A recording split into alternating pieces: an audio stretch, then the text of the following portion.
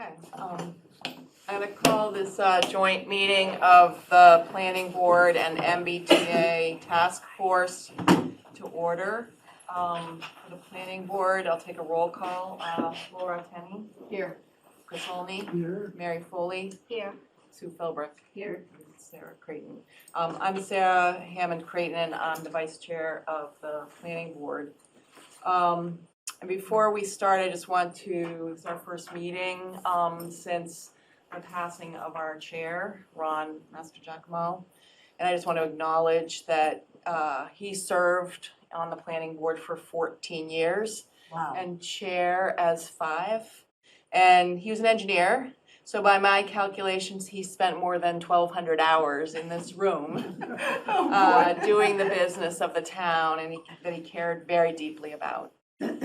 So we miss his gentle spirit, his good manners, his extraordinary preparation, and his commitment to the best interests of Manchester. And I know Chris wanted to also say something. Sure. So, as a member of the planning board, I have to recognize Ron for his many contributions to what the board was doing.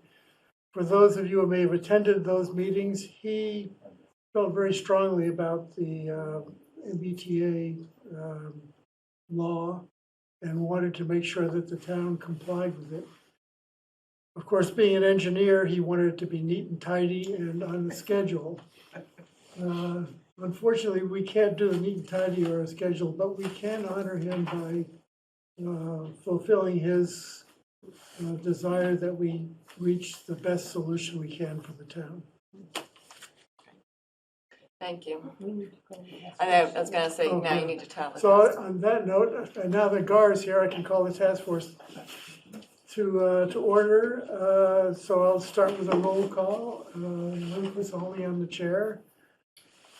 Sarah, and Denny Hall, Sue Philbrick, Sandy Bodmer Turner, and Gar Morse. And Mike. And Mike Pratt. Thank you, Mike.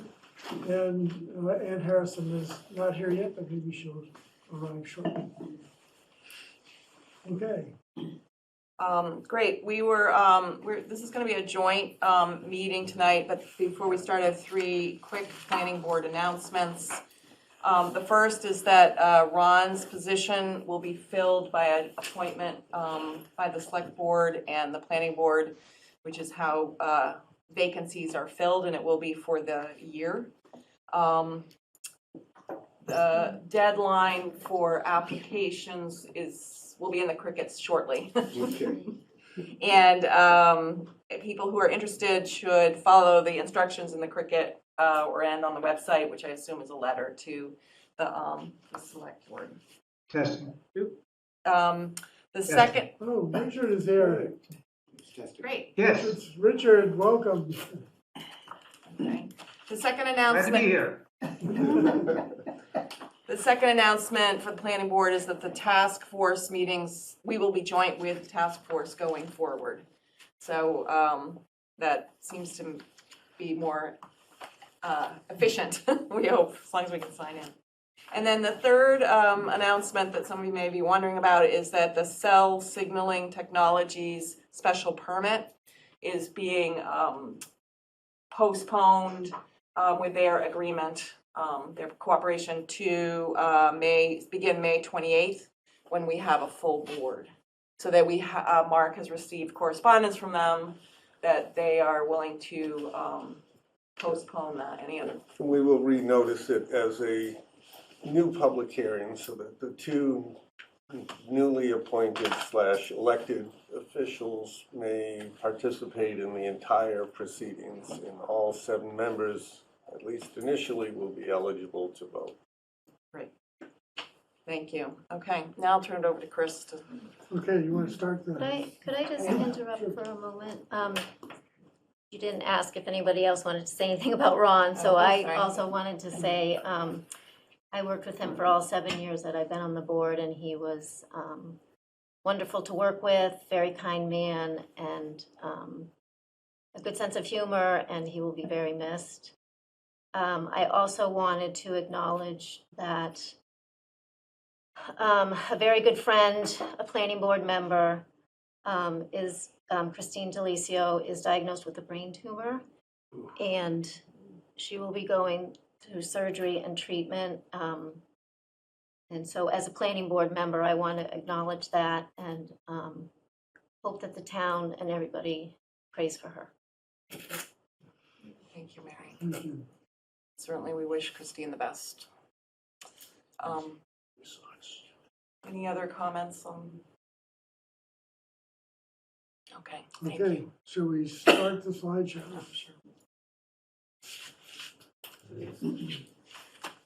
So we're going to move into the public forum a little bit early and talk about two different aspects of the MBTA zoning law.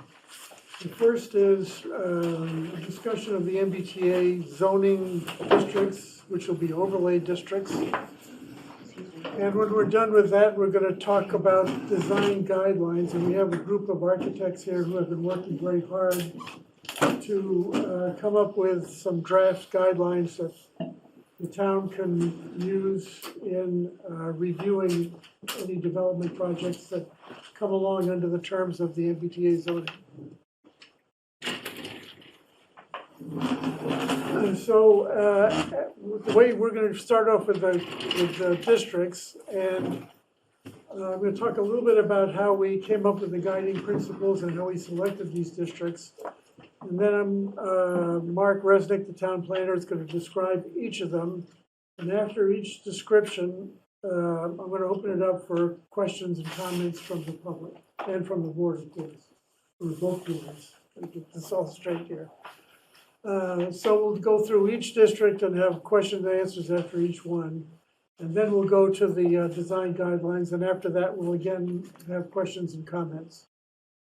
So the MBTA task force, in trying to figure out how to do this, decided right away that we wanted to follow certain principles in how we were going to select districts. The first, most important to us, was minimizing potential changes to the town's historic character and to the current zoning in place. The second is to preserve the town's businesses and restaurants. The third was to maintain the small scale and a variety of architectural style that makes up the town's character.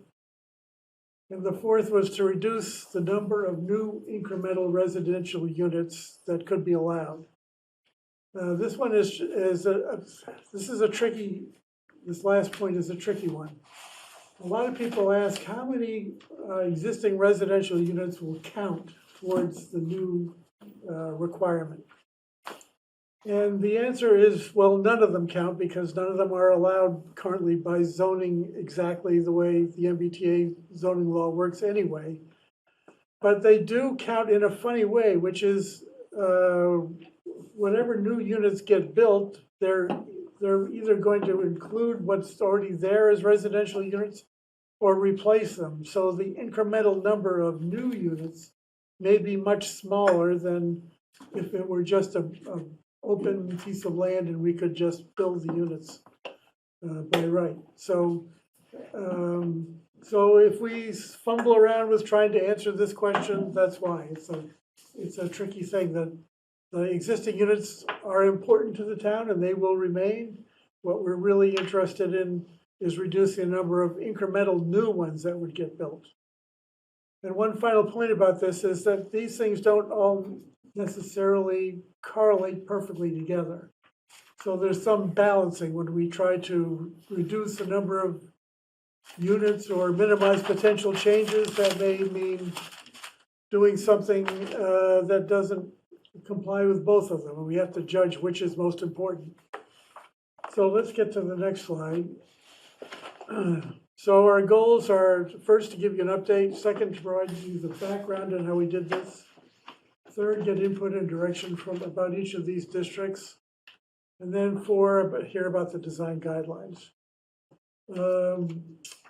At future meetings, we'll actually provide some actual zoning language and actual zoning limitations that we're talking about, and then have an opportunity for further revisions as we go along. We are planning a big community forum on the 27th of April, hopefully at the high school, where there'll be a sort of hands-on thing where people can come, talk to us individually, look at the maps on tables, and provide more input as well. As an aside, I am to school superintendent, said the elementary school had an event, and they're set up for Zoom. Okay, well, we'll consider that as well. Thank you, Sarah. So we may try that at the Memorial School as well. So the state has given us some rules on how we can do this, and it's very important that we all understand what these rules are. And you can. Thank you. The first thing is that we have to provide, can you go back for a second? Oh, sorry. We have to provide a district or districts that total 37 acres. The second is that the minimum acres for one single contiguous zoning district is 18.5 acres.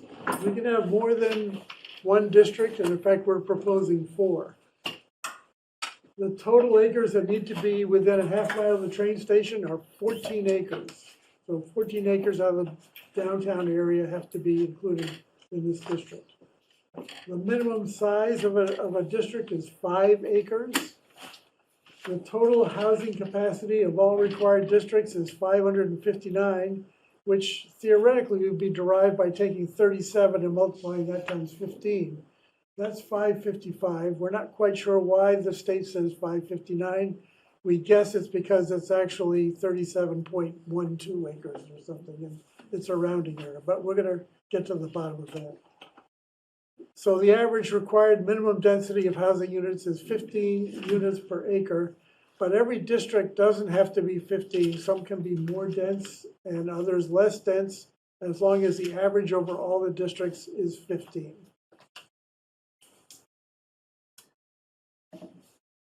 So we're talking about not creating new zoning districts. We want to create a series of overlay districts. Overlay districts are superimposed on existing current zoning, and so they don't replace it, they simply are on top of it. They allow certain uses as long as specific conditions or limitations are followed. As a result, property owners can create multifamily residential uses in accordance with the specific rules and limitations. Property owners are not obligated to do anything. They can just keep the property just the way it is, or do whatever is allowed under their current zoning and not worry about this multifamily housing at all. The town is allowed to create design guidelines, and we'll discuss that a little bit later.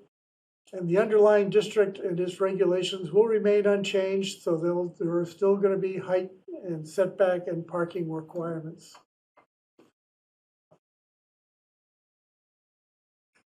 So here are the districts in one big map, just to show you roughly where they are. 3 of them are more or less in the downtown. We're showing one of the districts has got 4 sub-districts, and they're called out here also. We'll get into that shortly as well. Then there's one that we're proposing in the LCD, and that would be outside the 1/2 mile radius. The others are all within a 1/2 mile of the downtown. So let's get into each one. We'll start off with Newport Park, Pine Street, Morse Court, Sawmill Circle, Elm Street, and Powderhouse Lane. Mark, take it away.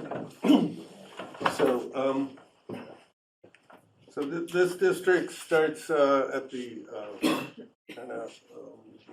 the north end of Pine Street, where Newport Park development is, which has a fair number of units, runs down Pine Street, down to the corner of where the gas station is, and then runs behind the commercial properties over toward Powder House Apartments, and includes all of that property. Mark, those aren't commercial properties, those are historic district properties. At that as well. There's nothing commercial. There's nothing commercial there. Okay, but, well, if you turn to the next slide,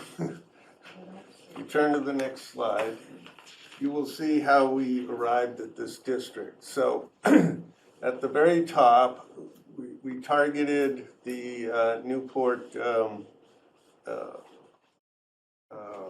park development. It's already has a large number of units, and there's been discussion about adding some more housing there and rehabbing that facility. As you go down to the other red at the end of Pine Street, that's where the gas station is. That was thought of as being perhaps someday redeveloped. And then along Pine Street, there's another set of condos, and those condos are already existing. There's I don't know the total number of units. I think it's like 12, 11.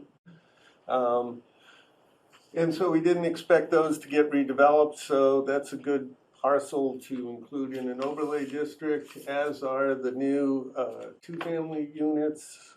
I don't know what the name of that is. Sawmill Circle, and then the Powder House apartments. So we targeted those as areas to zone for high density. So in order to connect those, we included the other blue areas. That way we meet the requirement of getting at least the 18 point something acres that's required to be a contiguous district. So this area of town had the largest number of areas that we wanted to target. The other thing to note is Sarah had mentioned the local historic district. Local historic district is in green at the bottom. None of the local historic district properties are within this zone that we've created, nor are they in any of the other zones. So we purposely stayed away from those properties. And I think that's everything. Okay. So comments from the board? Questions, comments? The only thing, as we said earlier, there were no commercial properties, but there are on Elm Street. There are some on Elm Street. And the gas station. And the gas station.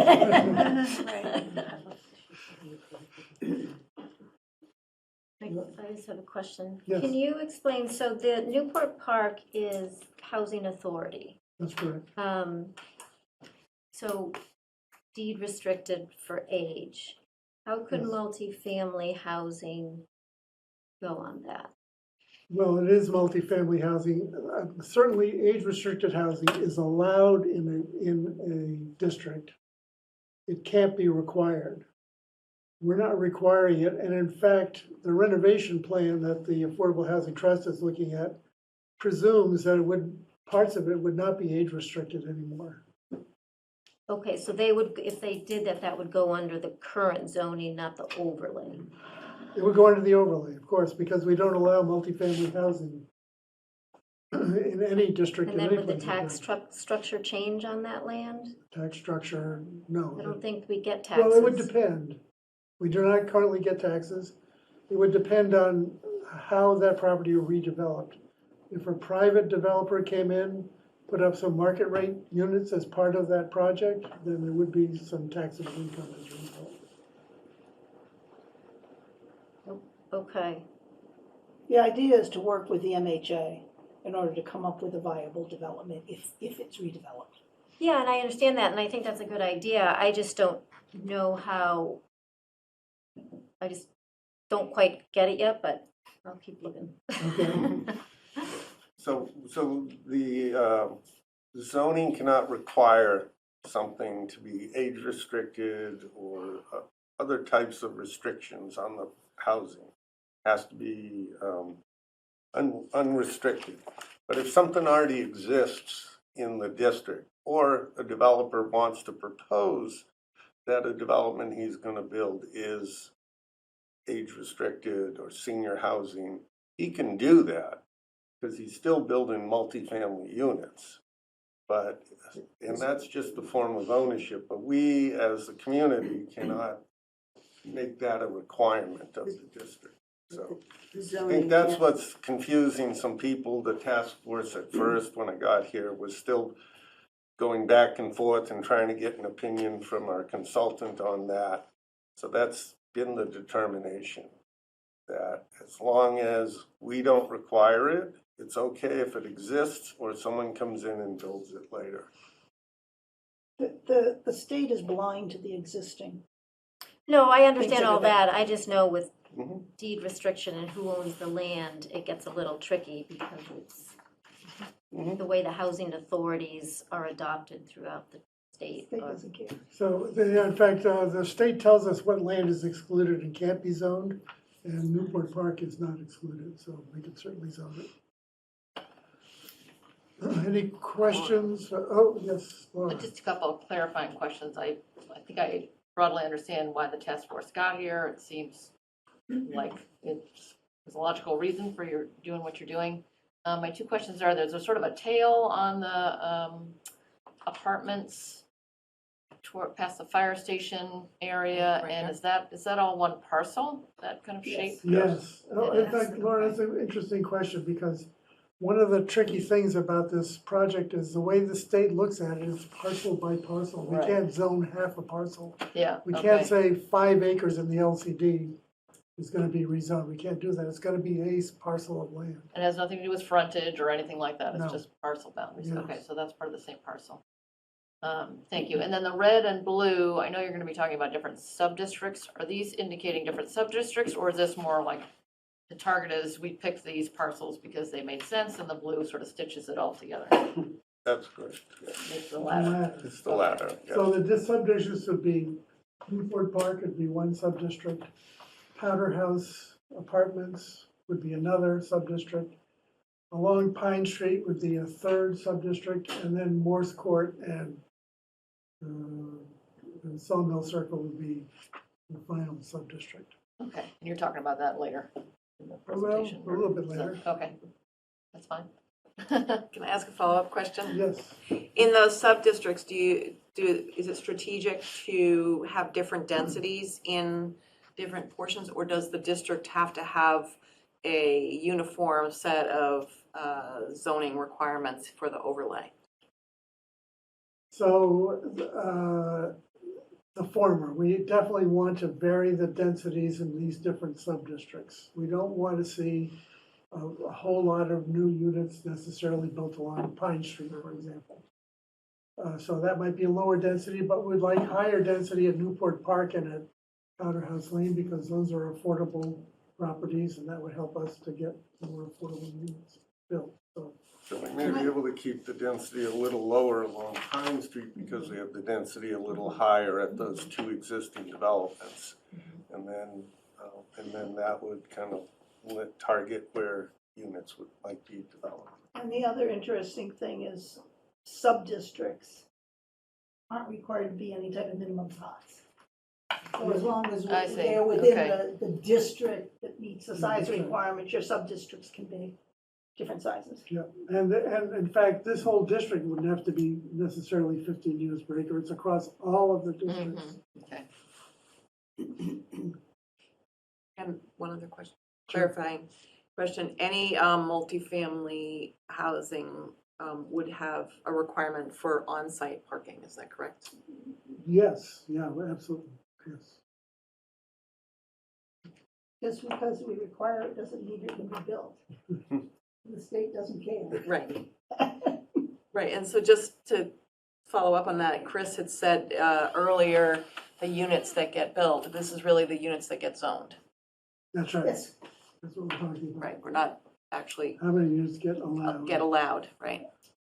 okay.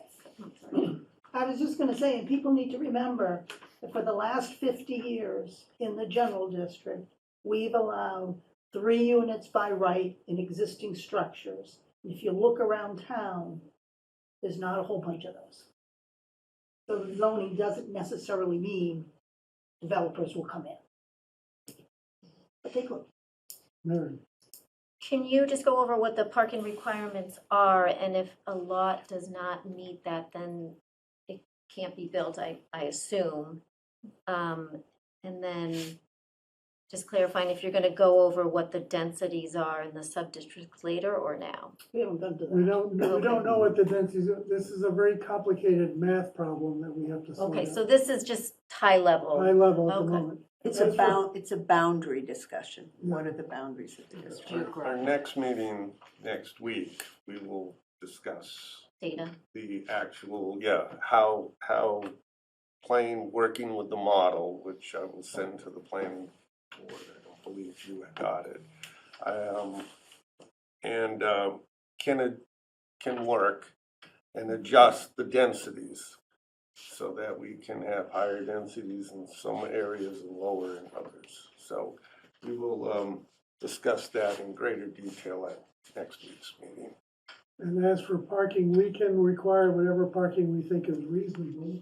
The underlying zoning is 1.5 spaces per unit, like the rest of the town.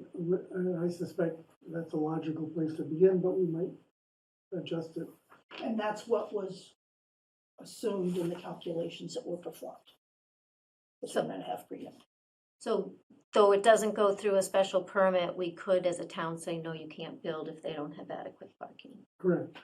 The way the overlay district works is it sets the requirements. There's no special permit, no variance from those special requirements in the overlay district.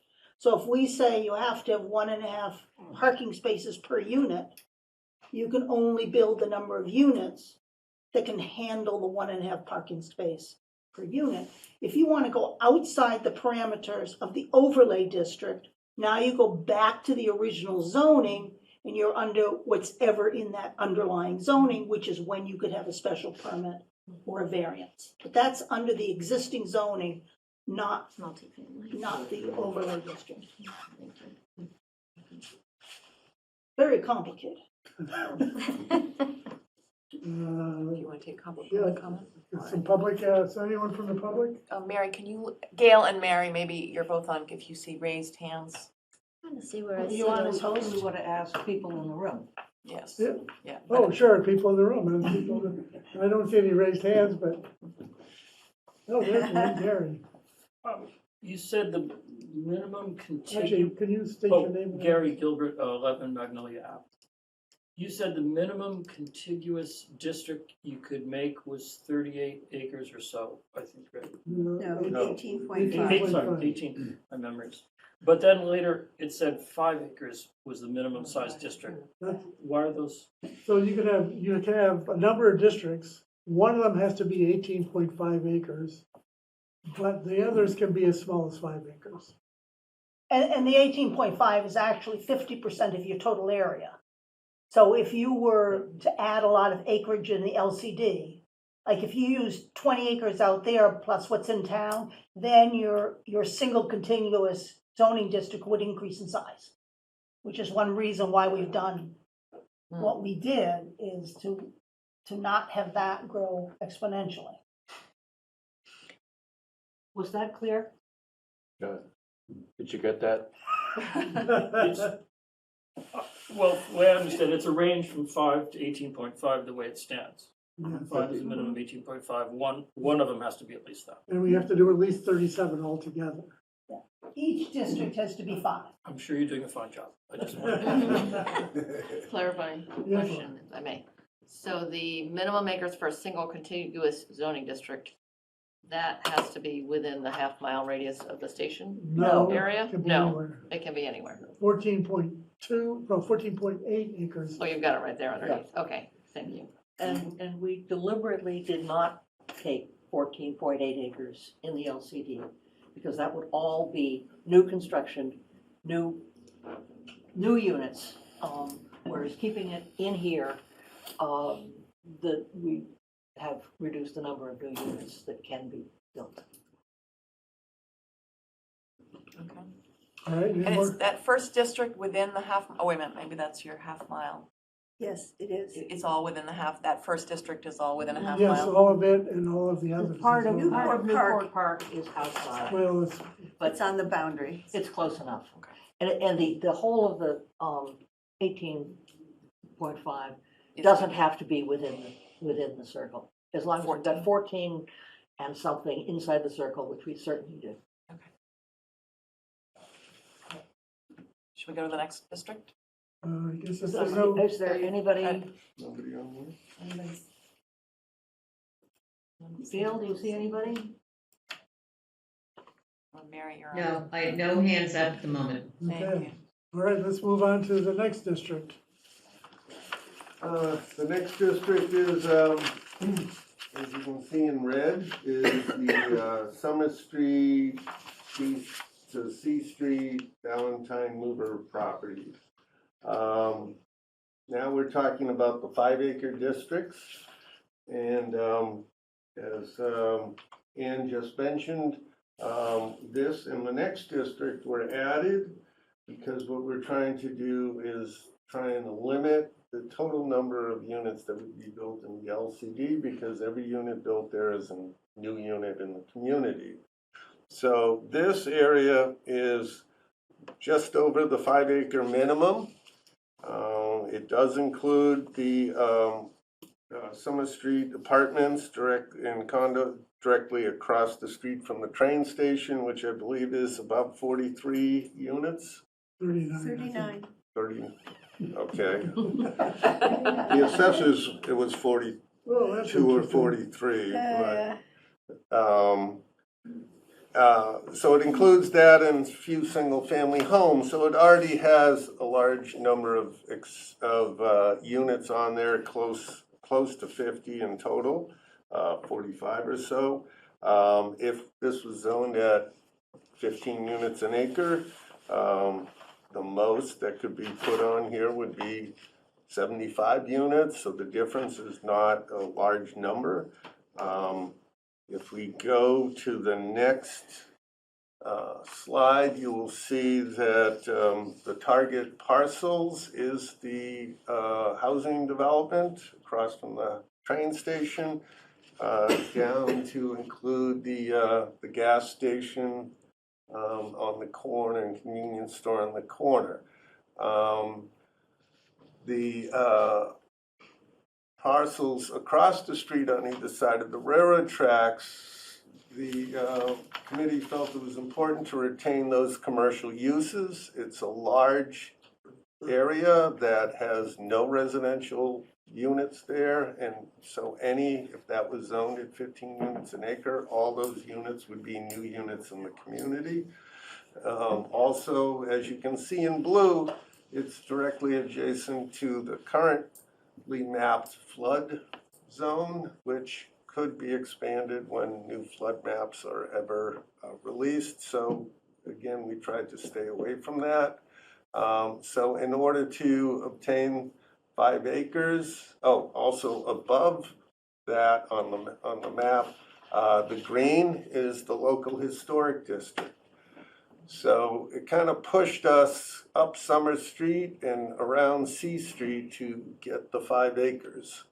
So that's how the additional land that's in the blue came to be. I think the other interesting thing of note is the fact that it includes the electrical substation, which is unlikely.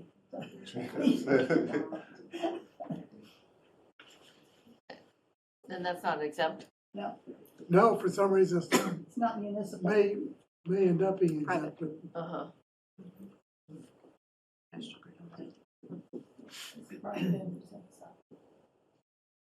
That's actually listed in the guidelines as it would be exempt, electrical. well, again, it's not a piece of excluded land, so. Yeah, the state has lists or maps There's a that we difference, can. there's different categories. I'll find it. But yeah, so that's interesting that the mapping is different than the guidelines. Any other questions, comments from the board members? From the audience? So in, Yeah, in the act today, in that blue additional parcels on the right side, there really are only a couple of homes. And the old mover property. So again, if you think about it, I guess some of those could be built, but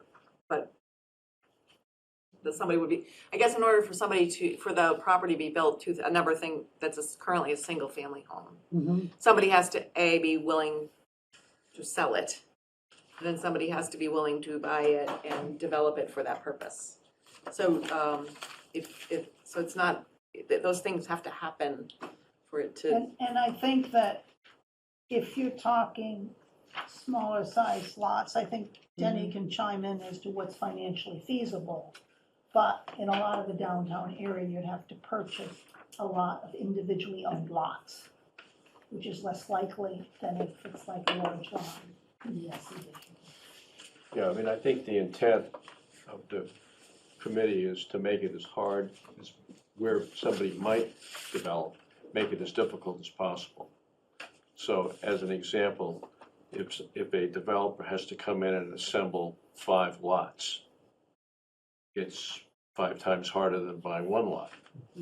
And the smaller, and we've also tried to focus on small lots with the same intent, thereby making it much more difficult for a developer to actually put in effect a development. But that's not to say that we're not encouraging, for example, Three a families. renovation of a 1-family to a 3-family by an individual owner. So what we want to see is development that is over time and piecemeal, because that's what the character of the town is. This zone does have one area that's of moderate size, which is the current, the Seaside convenience store and gas station. And Yes. It's not. That'd be nice to have that redeveloped into something. I'm sorry, I'm anti-gas station. Having a gas station as a centerpiece of our downtown is not very attractive. I think the architects would agree. Yes, Laura? So, so the gas station is the smaller blue parcel, is that right? No, the No, gas station is it's the, in Oh, red. it's part of the red, okay. Just below. You may want to consider it more.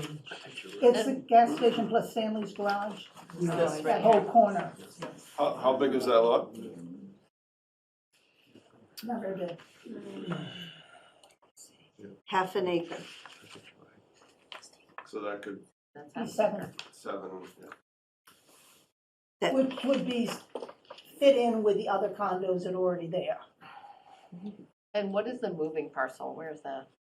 It's at the There's far the railroad right. tracks. Am I correct? yes, right there.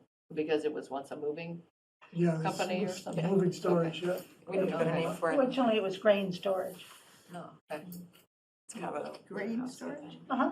okay. They transported it on the railroad. And up the creek. Wow. Interesting. Chuck? Yeah, Chuck Wisner, 16 Highland Avenue. Given that the umbrella of the state thing is to encourage multifamily housing, right? The balancing act you're doing here of creating lots that are difficult to build is sort of like contradictory to the overall umbrella. Will the state sort of read into that, or will they have a So I say on think, that? I think yeah, they will. They have to approve this eventually. And we're going to submit it to them in advance of town meeting so Yeah. that they have a chance to comment. But I think the state has got a bunch of, they're balancing things also.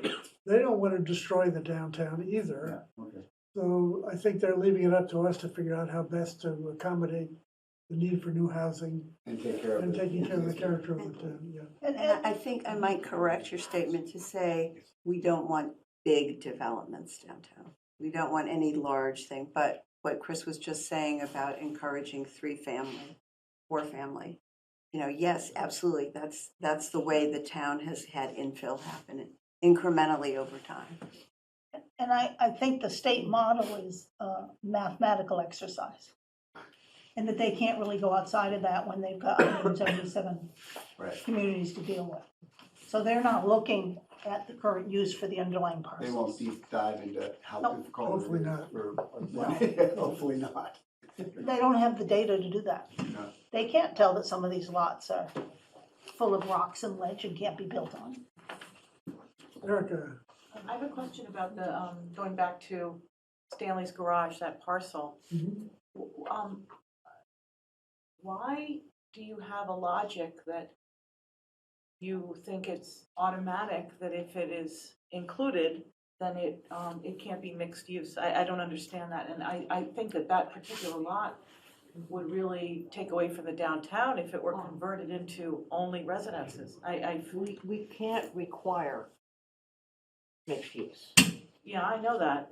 I'm wondering what logic I think leads we you to can believe allow that if you We zone can it, certainly it allow will it. be built with only residential. We can give incentives.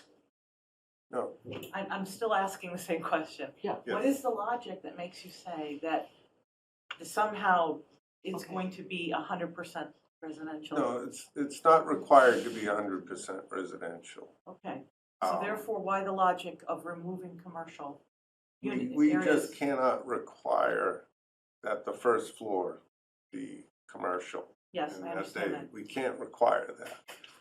Then But why if they stay away choose from to, commercial? That's my question, I yeah, guess. if they choose to, they could, Yeah. like the next building up that has some commercial on the first floor and apartments upstairs. Yeah, which would, They could, Wonderful.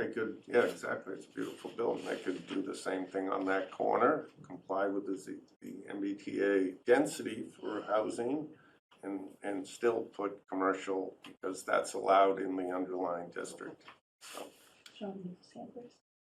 Hello, my hand's up. well, okay. Gail. The last two people who spoke, I did not get their names, I'm sorry. sorry, Gail, Erica Brown, 57 Brook Street. Oh, thank you, Erica. And who's the other? It was And the Chuck. gentleman, Oh, Chuck Wisner, 16 Highland Avenue. thank you. John. Yeah, if I may just make a comment on. Can you identify yourself? Yeah, Name and John address. Harden, 54 School Street. I think the fear is that some of our commercial area that we enjoy Yes. could be bought by someone else and made 100% residential, because that would be the most profitable thing for a developer to do. And that is a risk that we would take if we identified one of those areas as part of a zone. I think that's the logic.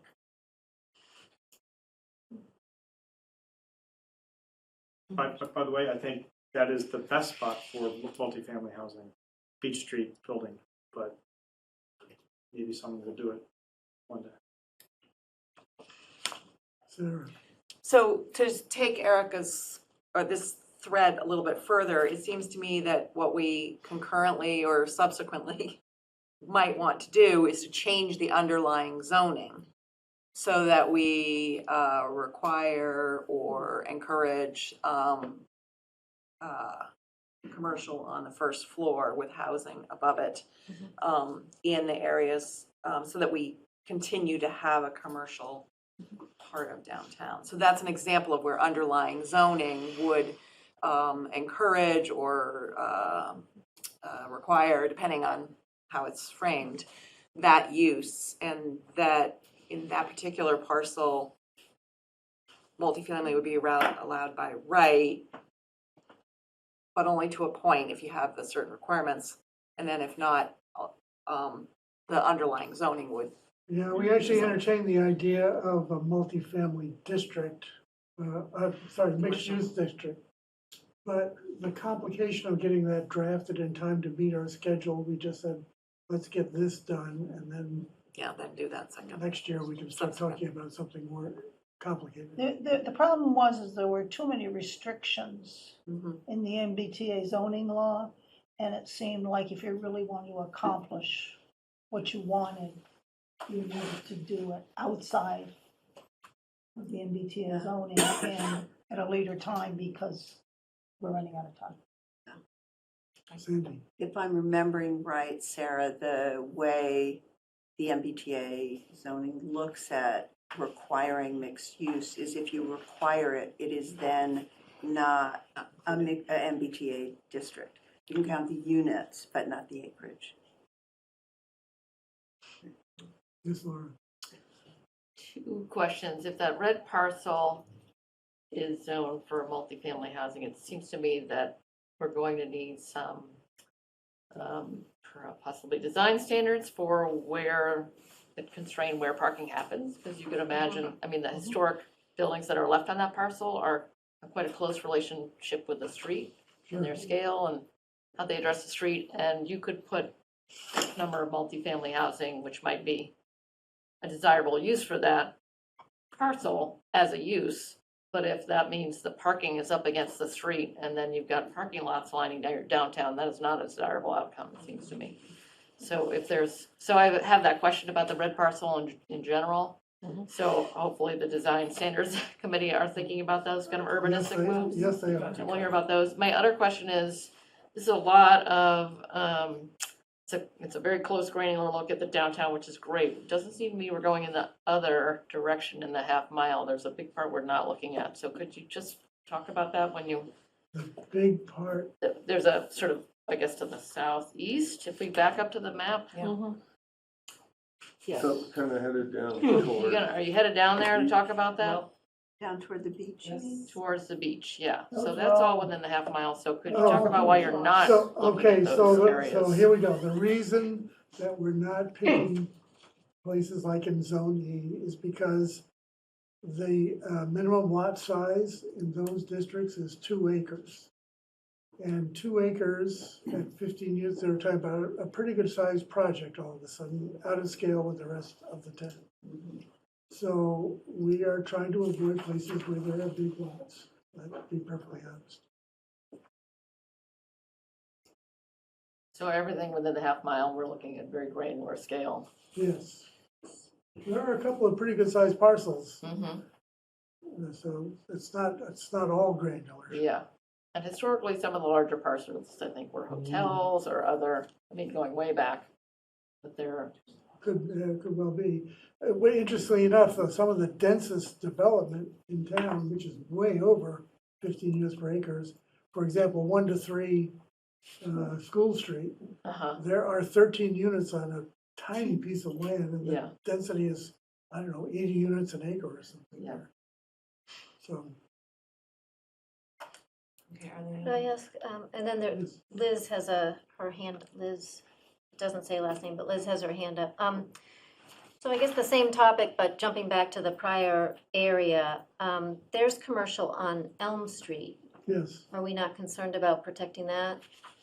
We're a little concerned, yes, but, It doesn't have the character of some of the other commercial. yeah, they're not areas historic downtown. buildings, it's the bicycle shop and some architect's offices. So, I know the- so the only ones you're protecting in town are within the historic district? No. No, there are others too, Okay, so, like Crosby's, for example. We're protecting Crosby, we don't want that torn down and turned into condos. but I'm just trying to get what the argument is and be able to do it across the board, like is, or are you doing it scenario by As scenario? I said in the beginning, we're trying to balance things, it's not gonna be, we don't have these strict rules, we have to do this and do that. We're trying to do the best we can to accommodate these different, often competing constraints on how we want the town to accommodate these things. And in the Elm Street area, you have Sawmill Circle, which nobody's gonna come in and redevelop that. You have a bunch of condos along the left side of Elm Street.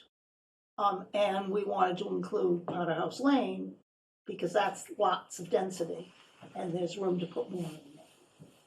Yeah, my question was strictly for the commercial aspect of the discussion that we were just having for the It'd be downtown. great if we could be totally consistent with every argument. I don't think we'd be able to do this if we were that strict with ourselves. We have a question online from Liz. Liz? Hello, Liz Colbert, 22 C Street.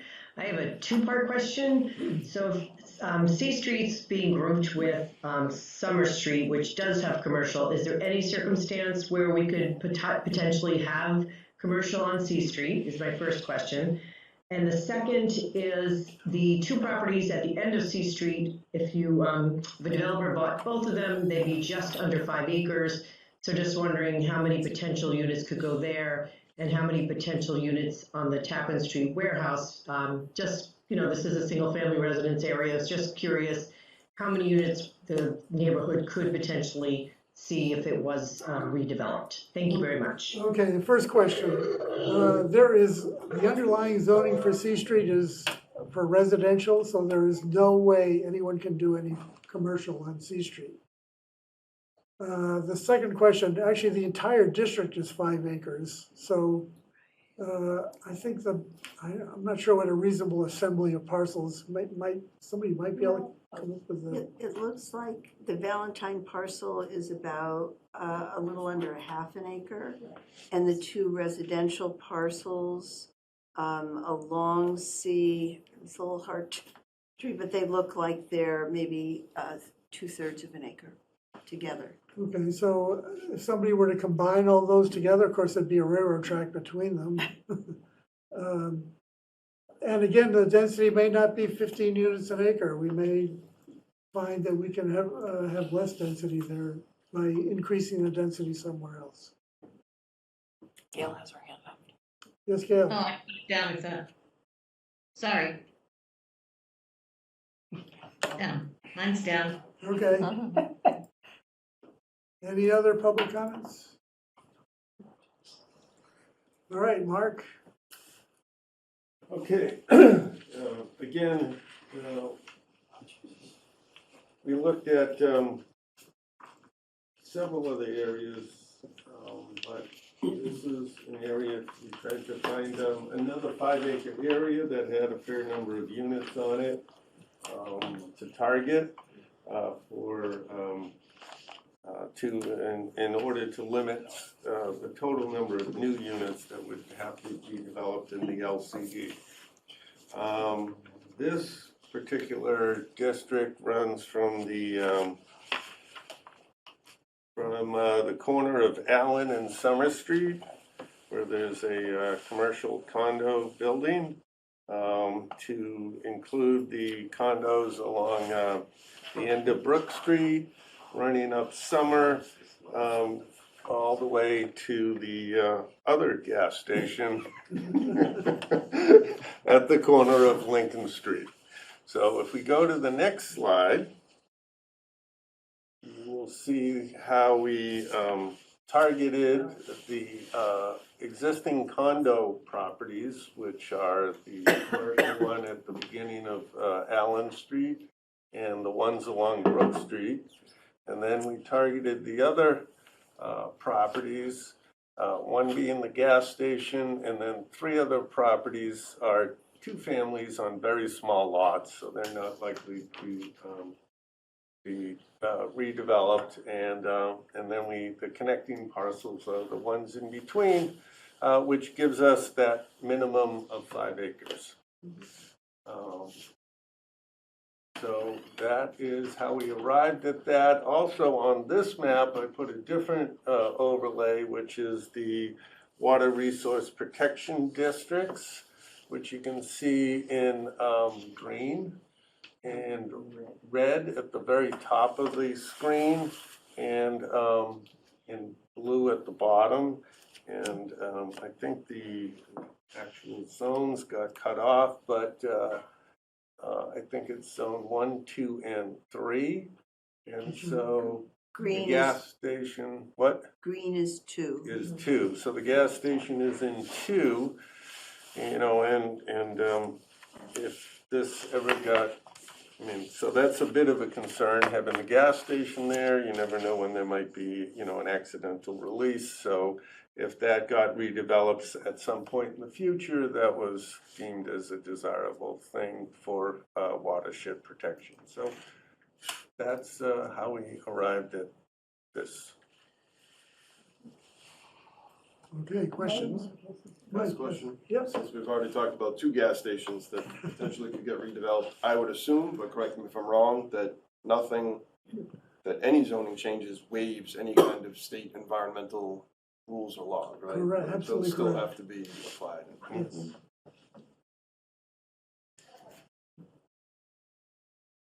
Any other questions? How many units are in this, Brook Street, condo development? Don't know that answer. Okay. Two per I'll tell you building. actually in a second. Is it two? I'm just curious. And then the other comment, following up on Laura's comment, I think is really a good one about parking behind, and you can see that's a really nice example where they put the parking behind. Same with 10 to 12 Summer Street where the parking is behind. And you can see the real, if you were to, in your mind, flip it with parking along the street, it really, it's both are nice examples of why that should be a design standard. Yeah, so those are two per unit, two per building, so that's 12 units there. The building that's on the corner of Summer Street and that commercial building is a commercial condo building. Is that the old And- Cricket? Yes. Okay. And it includes. The it original looks- cricket. Yeah, the original. The original old cricket, cricket. the old cricket is next to the 1669 cemetery. This is And the we original. Oh, yeah. deliberately excluded that because it's a large parcel. 61. I think there's also residential on that commercial condo. I think there's a residential Oh, home there okay. somewhere. Well, there are six units. Yeah. Yeah. There might be, but there are 6 units in that first building on the corner there, so. And then, those other 3 little red ones are 2 families. Actually, one has 3, sorry. First one, where the arrow, under the blue arrow has 3. Yeah, The other, and I guess one also opposite the gas station has 3. So there are, out of those, just right there, 12, 6 is 18, 20, plus the 6 is 26 Okay. in that district already. Questions from the public?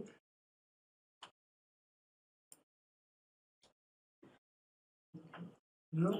Gail has her hand up, but I don't know if it's from. Gail, is your hand up? And Sarah Pierce. Sarah Pierce has just raised her Oh, hand. okay. Sarah? No, my hand's not up. Okay, Sarah's is. Hi, thank you very much for taking my question. I just wonder, in the downtown area, everything outside of the LCD, have you decided on a height cap or a height limitation? We haven't finalized it, but we know it's not gonna be more than 3 stories. 3.5 stories. 3.5 stories in the downtown? And it might be different in different sub-districts. So we might allow 3.5 stories on Powder House Lane, for example. Oh, okay. So when will you be coming out with the information on where those will be? The next couple of weeks, we're gonna have to come up with, let me explain why this is important. Every story that you put on a building adds residential units and increases the density. It means that we don't have to zone someplace else with a lower density. So Oh, it's, I understand that. I just think that it definitely does not keep within preserving the town for the way it's built and the historical character. The small seaside town, 3.5 stories is pretty tall. well, believe it or not, there are some 3.5 story buildings in the downtown. but Yeah, there are a couple. I just think if we start, I mean, again, it would be nice to see when they'll be, so I'll stay tuned to see where you're gonna put those. That would be Okay. great. Thank Good. you. Okay. Okay. Laura, yes. There's a kind of similar spatial question about what, the density of the lot and whether you need to go up or out, and parking is a gigantic eater of real estate. Yeah. So if the task force is thinking about the requirements for the number of parking spaces for these multifamily units, it would behoove us to think about something less than what the underlying zoning would require for a couple of reasons. One is we try not to overpave, right? We're in water resource districts, we're in a dense downtown that has a historical character that was developed before there were cars. And so that's part of what creates our very tight-knit downtown community. And surface parking is the antithesis of what that feels like. Also, the more parking that you're requiring, and if you need to meet these density requirements, that's gonna send you up because you gotta be on a smaller footprint, so you've gotta go higher. So there's some balance there that has to be looked at. Yeah. And I think the intent of multifamily housing within a transit district is that people have different kinds of families, single parent families, older families, there might be all kinds of reasons, a single person family, there might be all kinds of reasons why someone living in a unit like that would not want or need 2 cars. And so I think just kind of being open to those kinds of discussion would help us actually realize some of these units and keep that granular scale that we're really, I can see we're trying very hard to do, and I understand that. I get that we want to keep that fabric of the town, but it'd be also nice to actually provide some more housing and some more diversity of choice of housing. And I just think parking is a real, for ecological and environmental and urban scale issues, it's, we should try to minimize it to a reasonable number that's not more than what a unit would require. So it's a very good point. Interestingly enough, the way the computer model works that's going to grade us, it assigns 1,000 square feet per unit. And then it kind of automatically says if it's a 3-story height limit, you can put 3 units on 1,000 square foot footprint. And then our setback requirements and our lot coverage requirements generally is bigger than what the parking would require anyway. So as we toy with the model, we find that adding parking doesn't really change anything to the density that we're talking about. It's more about, Or taking it away, it doesn't change it. Yeah, but it does have an impact on the landscape. But it and the would fabric. be covered, I think, in our design guidelines. yeah, the architects are gonna have something to say about that. Yeah, but it's a zoning question too, right? It is a zoning question, That's yes. number of spaces per Yeah, unit. yeah. More questions? Okay, let's move on to the final district. Okay, so the final district is, so one of the reasons why we, besides doing a required large 18-acre piece along Pine Street, and doing the additional 2 5-acre pieces, was to limit the size of the area in the LCD, because every new unit that gets created in the LCD is a new unit in the community. So by adding 2 5-acre pieces, we're now at a total of close to 30 acres, or maybe even, so we only need an additional 7 acres. I think we're like at 31. So we only need an additional 7 acres. So the, it's called the Kelvin problem? Yeah, and Kelvin? to make it so people understand, it's the It's K-man storage. Yes, it's Bridge the, Bridge yes. Yes, it's the storage property. So this is the area. It's, remember, we have to zone an entire parcel. We can't zone a piece of a property. So this property is, assessors has it at 6.8 acres. Other things have it at 7, slightly over 7. So this parcel kind of fits the requirement. It is already developed with a storage facility on there. It is not in the wetlands, it's not in the floodplain, although it does border the property. As you can see to the west and north a little bit, that's all a kind of a swampy marsh. It would be subject to filing with the Conservation Commission because it's adjacent to wetlands, but it is not excluded from development. Obviously, it's quite fully developed today. So Somebody said disturbed would be the word. yes, it is very disturbed.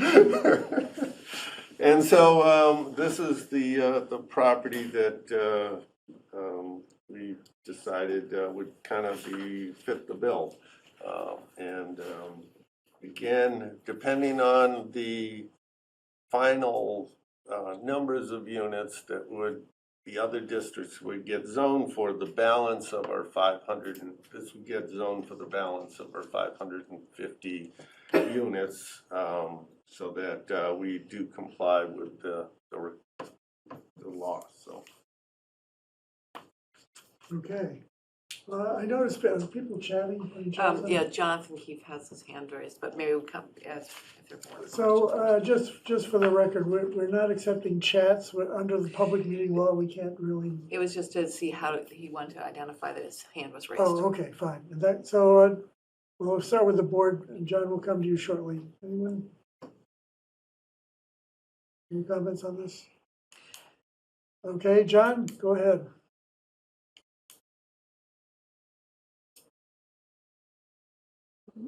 John Keefe? Are you muted? I got two things. Can you hear me on one of these? I got two things unmuted now. No, you're fine. No, we can hear you fine. Okay, great. Yeah. So thank you. Thanks for all the hard work you guys are doing. I think there's some really good thought here. I guess the question I have, because there's a lot of, that'll never, that probably won't happen. That probably won't happen. Sort of conversation, and I don't disagree. Probably a lot of things, will probably pretty much stay the same. But I'm wondering if there's some intention to do some financial analytics around the zones, and then the sort of, if you will, some probabilistic methods to think about, okay, what is the property worth? What's the cost to demo? What's the cost to build? And to start to say, more than likely or not, for example, you talked about Stanley's Garage, and I'm not saying it's likely, but as an example, people think, well, that one might become one. For example, I'm looking at a couple of properties out on Pine Street. They're let's see, 30 Pine Street and 34 Pine Street. They're owned by somebody called Tom Ford LLC. Those two lots are 1.4 acres, and the lot next to it is about over half an acre. So there's like 2 acres plus with only 3 houses on it. To me, it feels like that's an area where someone could scrape the houses and put up, 20 some odd units on Pine Street. So I'm just curious if you're looking at that sort of probabilistic method of construction costs versus, acquisition costs, and sort of heat mapping where these developments are most likely to take place, again, knowing that in many cases, wouldn't make a lot of sense to assemble a bunch of lots to add for, a couple of units. So the answer to your question is yes. In fact, RKG, which is part of a partner of a consultant, specializes in doing this kind of analysis, and we're hoping to get a proposal from them to do exactly what you suggested, which is to look at every parcel and come up with a likelihood of development on it based on costs and size and all the factors that go into a developer's decision. Another question from DF. Yes, hi, thank you so much. This is Donna Ferris from 8 Blossom Lane. Thank you guys very much. Just a quick question on, so currently right now in the LCD, we do not have zoning for residential. And I think Mark, thank goodness, like he explained something earlier, which made more sense to me. The question I have is, so if it's right now zoned for 6.8, potentially 6.8 to 7 acres, which roughly, if it was 15 units per acre, would come out to about 105 multifamily units. In your description, Mark, that you put out, which all these districts, it was really, really great. Thank you very much. We were talking a little bit about workforce housing for employees of cell signaling, potential for senior housing, assisted living facilities. So my question would be, like right now, nothing is zoned for residential, but if we zone it as an overlay for the 40A, would that mean the 105 would have to be the multifamily, and then they can add more on of the other stuff if they wanted to do it? Or it doesn't have to be 105 multifamily, it can be 50 multifamily, and then it can be senior housing and affordable housing. I was just trying to see, like, if it's really 105 multifamily, and then they would just expand on that, which would mean that there would actually be more units, but just different. I just wanted some clarification if that's possible. Thank you very much. Okay, so there are two answers to that. The first is, no, it's just that you can't add more units than what are allowed under the zoning. So whether they're assisted living units or they're workforce housing units or mansions, you're only gonna be allowed a certain number. The second part of this is that we're going to use this district as, what do you call it? A catch-all. A catch-all. So we're gonna try to do the zoning to get the best deal for the downtown we can, that everybody's gonna agree to, and then whatever's left, we're going to say, that's the density, that's the number of units that can go on the Calvin property. It might be 105, it might be 72, it might be 137, we don't know until we do all the balancing and figure out what the rest of the downtown's gonna be able to accommodate. Oh, I understand that, Chris. Thank you very, very much. But in the description that I think this was Mr. Resnick who had written, he said that the district was selected as it could become a possible location for senior housing Sure. or even assisted living facilities. So I Those guess are, those are all multifamily uses, so you can only do. but you can't have senior housing as a multifamily use, right? That's Yeah, of course you can have senior housing. You can't require it, but it could certainly be done. Okay, so I just, again, so just saying that is really important, I think, for people to understand. I mean, I'm on a lot of these meetings and I'm still asking these questions, so making sure that that's known is really important. That when you think of multifamily, I don't think senior housing, you know what I'm saying? Yeah. So I think that's really important to mention. Thank you. Okay, thank you for asking the question. Yes, Mary? Could you clarify senior housing? So I assume there couldn't be an age limit. So how is it senior housing? So the developer can put any age, he can put any limits on it he wants to. We can't. So if somebody comes in and wants to build senior housing, They can do it. they can do it. We're not gonna require them to do senior housing, but if they wanna do senior housing, they certainly are capable of doing it. So, and as a planning board, we've gone round and round on this senior housing or senior facility? Either one. The definition, our definition in zoning, for example, says assisted living is a residential use. And so is senior housing. They're all In our residential current uses. zoning, I think Current it's zoning. for, It's in the definitions. okay, so I think that's important. So senior housing, so it could be senior housing or senior facility with the overlay setbacks and heights and, okay. Yep. Yes, Sarah. Oh, sorry, Laura had her hand up first. Laura. So I'm thinking about the LCD parcel and our goals about affordable housing, which I know we can't require as a zoning overlay, but there is a percentage requirement, right, with Yes, affordable yes. housing. So have we looked at just doing the modeling of, if you were to max out that, and so you're gonna get to some number of units depending on what you want the downtown to do, but if you were also to look at sort of the minimum and the maximum, how many affordable units could we realize as part of that multifamily housing? And it would be great to know how close that gets us to our goal of meeting the affordable housing, because So there's, It's not going to. it doesn't get, where, Well- so where is it though? We're at 5.4%. So, we can, by the law, require 10, we don't have to, but we Right. can require 10% Right, the affordable. yeah, We can get a feasibility study done that says 20%. yeah, So if Danvers got theirs approved, so I'm sure we Okay. probably can too. yeah, So we can require 20%. yeah, So for every unit that's built today, we have to create, every 10 units, we have to create an affordable unit. right, But if we're doing 20%, then we're actually gonna gain a Right. little bit. Except that we're targeting small developments. Well. and the rest we are, but here, Here. Here how we many can can we certainly get, do here? it. How many Here can we we- get here? How many So affordable let's say units we can did get? 100, we said, or 100 units, So you could get 20, 20 units, potentially. yes, Yeah. exactly. And would that relieve the pressure on, I mean, the 40B is its own thing. I know there are, we've got this issue, right, where we can get unfriendly developments coming in. How far does that get us towards? Not very far, but it's a start. It Yeah, could be a 40B. And we could get a 40B anywhere, and a friendly 40B, the way 10 and 12 Summer Street is.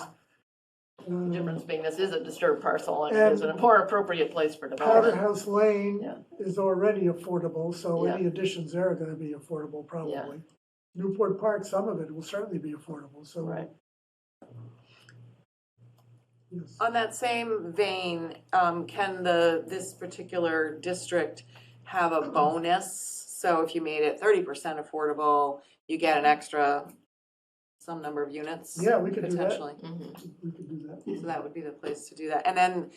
And sort of to Mary's prior question, I assume that the multifamily zoning could also say townhouses for the general public with unrestricted residence and, an apartment building type thing if it was senior housing. So uses that incentivize certain kinds of uses, maybe get a different style of architecture. We could certainly in our, Yeah. we could It's a certainly, public meeting. we could certainly have guidelines designed for different uses. Yeah. For sure, yeah. Let's say Mike first and then Ryan. Yeah, just, give me some latitude if I'm not getting the vernacular right, but with the RKG study, are they gonna do what I would call an economic impact analysis? In other words, They can do- X new units produces X dollars in incremental property tax revenue, but on the flip side, it has They X could, dollars. and we've asked them for a proposal on that as well, yes. I think that's hugely important. I guess it is. I'm not sure how it guides us necessarily, but, It's not even about guiding, it's just making everybody aware of well, I think like, for that reason, it's probably a good idea, yes. because I've done my own modeling and it's big numbers. Not the good way. Yes, Are you ready? yep. Lorraine Iavani, 28 Pine Street. I just want to echo what Mike was saying. And basically, I think that's useful data, and I know I've asked, for some of it myself. It's just useful to know, if we're going to do this, what's the impact on the taxpayer? I think that's reasonable. And the second thing is, I do concur with Sarah. If we're going to do this, we need to get something from it. And of course, as you know, Chris, I'm very interested in development of, we're calling it senior housing. We shouldn't say age restricted in this case, but with the rest of the team on the design guidelines and also whoever may be involved, I think a multitude of different types of housing, if we're going to do this in the LCD, seems very rational. And I think that as a town, we need to advocate that if we're going to do this, we need to get something back. So I think they're asking us to do an awful lot here. I see what all of you have done. It is a mathematical calculation. That's the bottom line. But we're taxpayers and also we're residents. So let's get something out of it. And let's also provide, when you're ready to go forward with this to town meeting, let's provide some other data that says, look, we're going to do this, but don't be afraid, or maybe be afraid, I don't know yet. Here's what the impact is. So that's my contribution. Very good. Thank you. Thank you. Yes, Gary. Gary Gilbert, 11 Magnolia Ave. I was going to end our presentation with this, but I think it's a good point to mention. The LCD, we've only just started as a team to start focusing on what it would look like at 15 units an acre. But it's a perfect opportunity where you could allow, through the design guidelines, and we've been toying with different variables there, but the classic way is to allow an extra floor of building height if we get some of the things we want, like workers' housing, 20% affordable housing, downtown, you could provide perks if you get mixed-use commercial on the first floor, but you could allow perhaps greater lot coverage. You could allow an extra story in height where we think we can digest that. And through that sort of upzoning, they call it, you can, this is a commonly used mechanism that does work, it is effective. So some of these goals, we have the best place to obtain some of them is in that small little parcel. I'd almost rather see it be bigger, but a bit bigger, but because it's the place where these kind of uses, we could more realistically see them actually occur. Mhm. Fair enough. Do you want to jump to the good design? I guess, is that the segue to the design guidelines? Yeah, before we fall asleep. Do you have a presentation? Yeah, I have a brief Do I front need to page. share that? Do I need to give you permission? Are you online?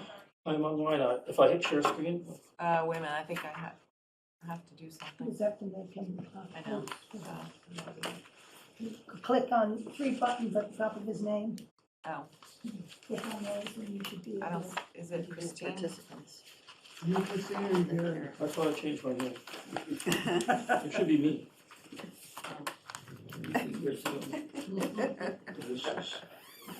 Oh, there we are. All right.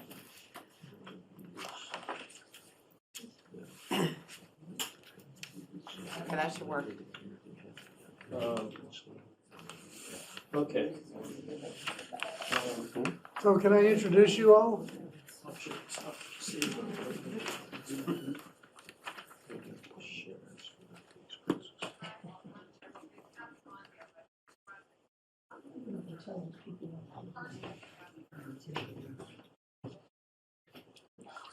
What? I said, you go, Sarah.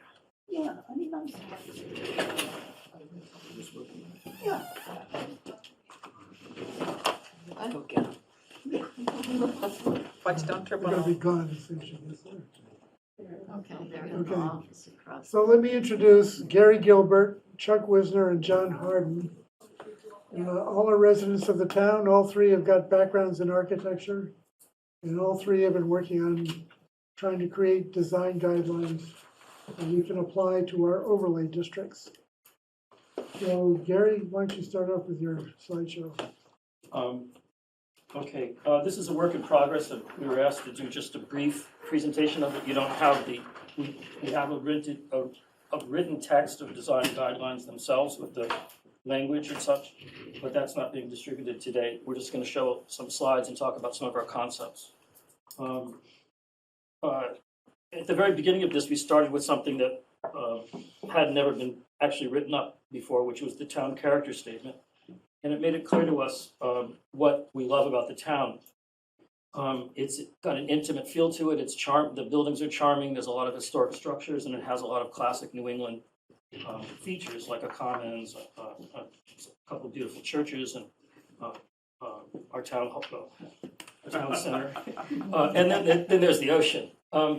So what do we benefit from is the topography that we're wrapped around the ocean and the hills that sort of force the buildings to be more intimate and close together.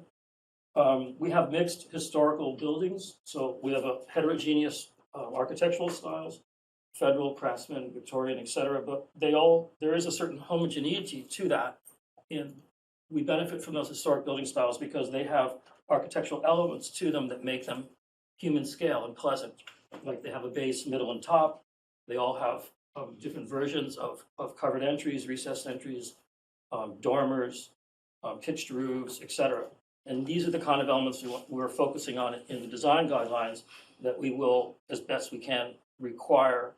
So even a more modern building has elements like this that modulates the mass of the building and provides these features to break down the scale of the building. We end up with successful built architecture. Another thing we benefit from is the buildings happen to be close to the street. Again, I think that's because of the hills and topography, which creates street walls that give you a sense of intimacy and enclosure. One of my professors used to use the term missing teeth. We don't have too many missing teeth downtown. There's a few places like the Browns building with the bank that's perpendicular to the street and there's a large parking lot exposed. That would be like a missing teeth. You're lacking a street wall. But in other parts of town, it's quite pleasant. So then we went and did sort of an analysis of what do we have and what do we like about it and why do we like those things about it. And we'll start with the Summer Street building, and what we felt was rather pleasant about it is it's relatively close to the street. And the massing of the building is broken up by this really huge dormer. Can you see my arrow? You can. This big bay sticking out towards the street, and then dormers on the roof, pitched roofs, and the ground floor retail is articulated differently than the residential above. How do I get to the next slide? Okay. Here's a building that is pretty unfortunate. It was originally a real slab of brick that I guess they did a partial renovation to later and put some bays into it, some entry bays and porches out front, which help somewhat. But it's a good example of why you don't want to have continuous building walls that are not modulated, that are not broken up or popping out or recessed. Some of the buildings, there's a number of buildings downtown that used to be, I think, 3 or even 4 stories tall historically, but they're now single story. We have a mix. There's other ones taller, but there were more that were taller in the past. And the ground floor retail typically is articulated differently than the residential above. This street intersection is a good example of a part of town that would benefit by having a second or third story on those buildings. It would give a greater sense of enclosure to the street. And here's a building that's 3.5 stories. We don't particularly like the ground floor brick like that in the windows, but it's a relatively pleasant building. It has a shed roof dormer and pitched roofs, and it fits in. And here's a big anomaly, but I don't hear anybody saying it's the most ugly thing in the world. It's fine to have an anomaly here and there. And this is quite tall. This is about 4.5 stories. But again, it has dormers. It has it has a couple different types of dormers. It has a Dutch gambrel roof, and it kind of works. It's unfortunate the building across the street is just a single family with front and rear yards, so that sort of breaks up the sense of street enclosure. This is an interesting building that thankfully someone's putting a lot of money into to make it handsome. But it actually has quite a bit of density, and it's a good example of how you can get a lot of density in a building, and you can tolerate this. The 15 units per acre can be done and be pleasant. And these are extremely, we're really fortunate that these were ever built. I believe these, let's see, they're 2 3-unit buildings, am I correct? Yes. Yes. 2 3 units and a 2 unit in the back. And a 2 unit in the back. Now, you can't force somebody to spend a lot of money on trim and corner boards, but you certainly can suggest it. And we'll talk about what we're going to do in the design guidelines to try to encourage better architecture. But this is really handsome, and they deserve credit. This building up on Pleasant Street, I think, is a really good example how these buildings were originally proposed. I was on the zoning board when this was reviewed. It was originally proposed as two 2-unit buildings with 90-foot-long roofs that were not broken up at all. And because we have one sentence in our District D zoning bylaw description, we were allowed with that one sentence to basically force him to break it up and make it fit into the neighborhood. And I think in the end, I've had neighbors come up to me and say they felt it was a really successful project. But it not only reads as 4 separate buildings, but there's 2 different architectural styles he used.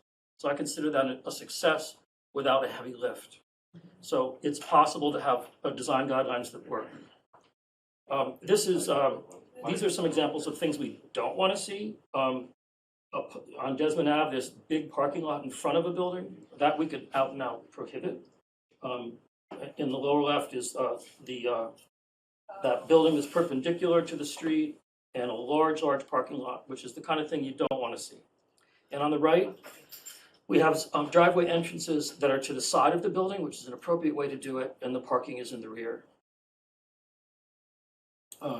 So as far as design guidelines go, they're not new. They've been in place in many, many towns throughout the country, and they can be quite effective. And we broke those down into 2 parts. One would be some mandatory regulations, like you can't be taller than a certain height.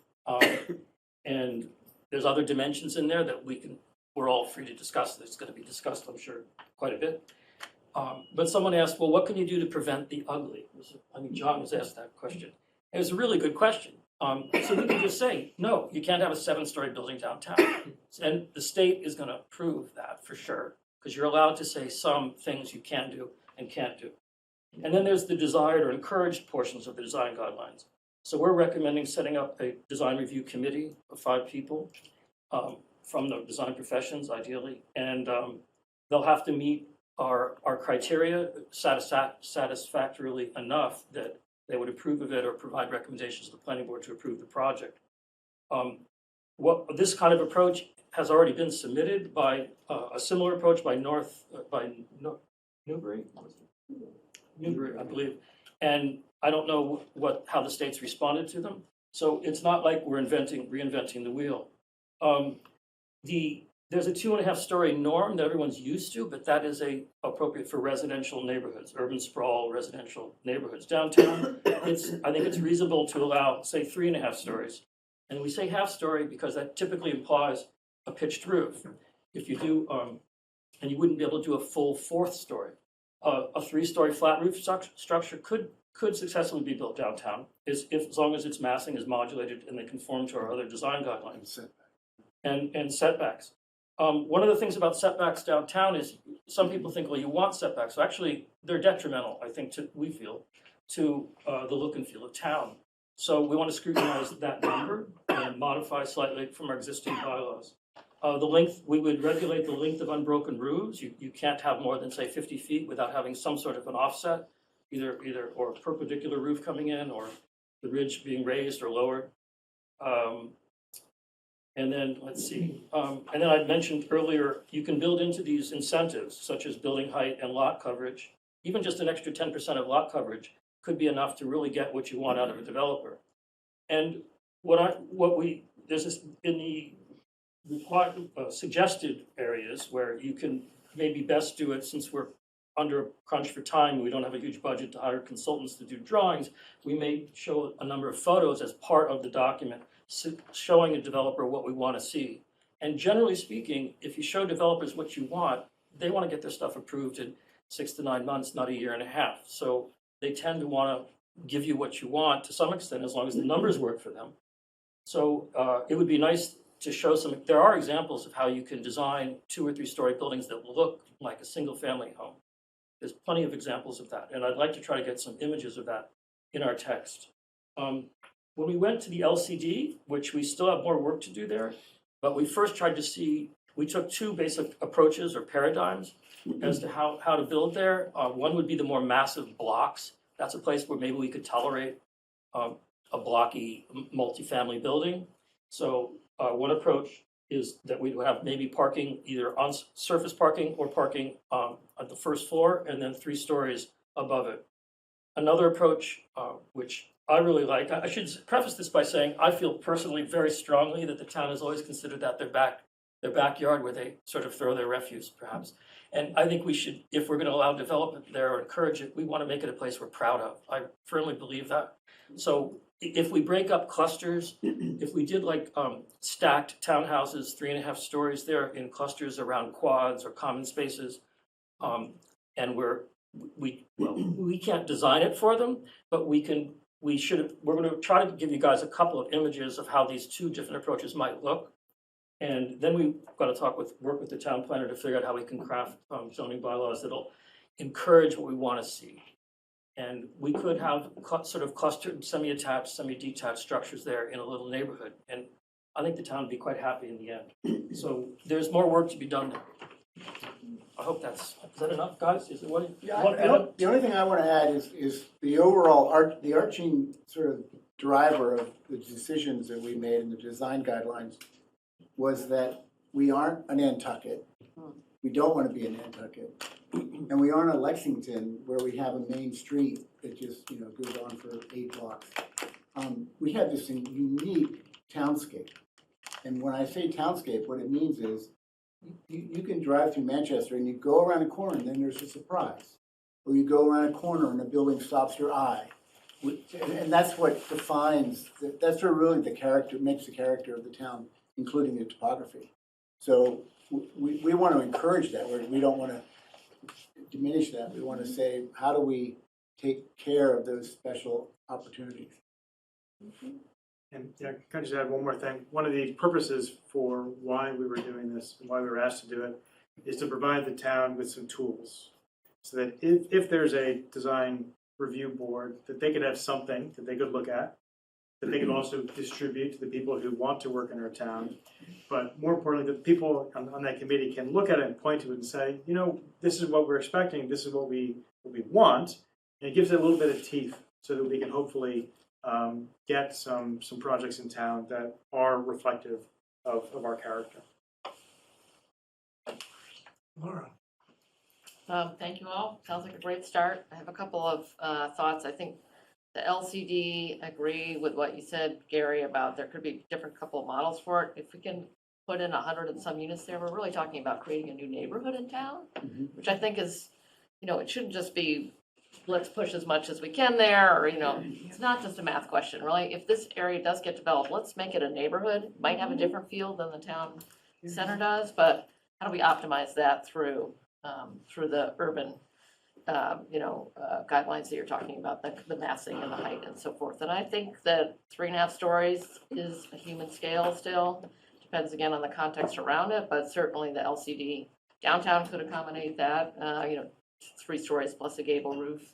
And certainly the LCD, given the kind of, it's just wrapped in green space. It's a highly disturbed site, but it is kind of wrapped in green, could also accommodate some of the potentially higher buildings, tighter footprint. But I also want to see, I think that street front that you talked about is important, but one thing that our town does allow too is it's very green, so you've got these kind of a little bit of articulation in that street wall so that you've got room to plant a tree. We don't have much room for street trees in the right of way, but if you leave a little jagged edge in that street wall, you can get some greenery behind the street right away. So you think of the Stanley's garage site, and it's kind of this remnant piece of green, but it's really special to the downtown, right? It's got a few honey locust trees. It's got this kind of lovely pastoral feeling to it and anchors that town intersection. So there's a way to think about that in your urban design as well, because I think that also helps with scales. Trees help a lot with human scales. Obviously, we want to be thinking about climate change and stormwater management and cooling our public corridors. So I would just encourage you to think about ways that you can articulate the massing in the street wall to allow for some of that kind of green finger to come through. Can I respond to that? Please. Yeah. I think about Cambridge's zoning, which really has a very extensive a language about requiring a certain amount of usable green space globally, and then usable green space as a subgroup. And I think that we could probably put explicit mandatory rules in the zoning overlay district to require a certain amount of green space. There's certain things we could do in that direction. And then by having the buildings modulated so that we're encouraging the facades to not be these relentless walls, that inherently will give you a setback area between the sidewalk and the building where you could do green space. More questions? Yes, Sarah. Mine's a process question. And that is, first of all, I think this is great. I really learned something, and I'm excited about seeing your guidelines. We have zoning, and then the design guidelines. I think Emily said that they can be adopted by the planning board rather than being required in zoning. Is that true? You can have some of each. Some of each. Yeah. And then is it strategic for the planning board to adopt those before we adopt the zoning, or have we thought about that? I don't think it matters. I think the state is gonna want to see them to make sure they're not discretionary, or overly discretionary. And then the follow-up, the multifamily zoning overlays, the guidelines they won't be requirements unless they're in zone. So how does that work? So Do we know? How it's gonna work is that we're gonna require site plan review by the planning board for every one of these overlay districts. Oh, okay. Over a certain size, right? Well, it's Okay. multifamily, so yeah.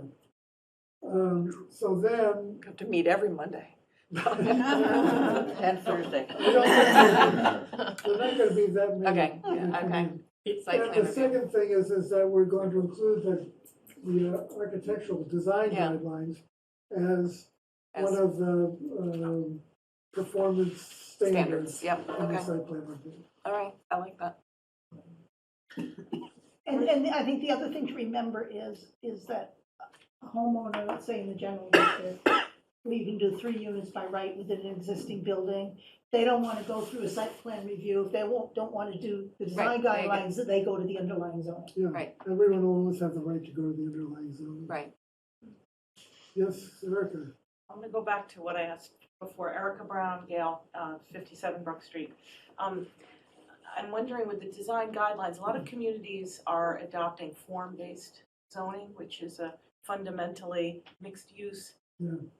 And the strategy there is that downtown needs to be vibrant with mixed use and with something to go to. And it speaks to what you're talking about, this kind of, so I guess, because I think of things like, we used to have Zacks, we don't have Zacks anymore, and we can't have Zacks anymore. So we need to, we're depleting rather than, and this is an opportunity.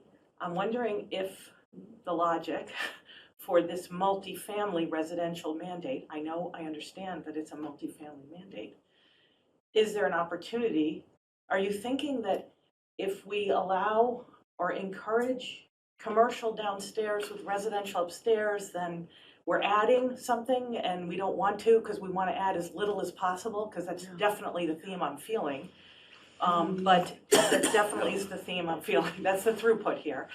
But is it form-based or something that is more mixed use that invigorates downtown and the businesses that are downtown that really need help and support? We couldn't agree more, Okay. the 3 of us.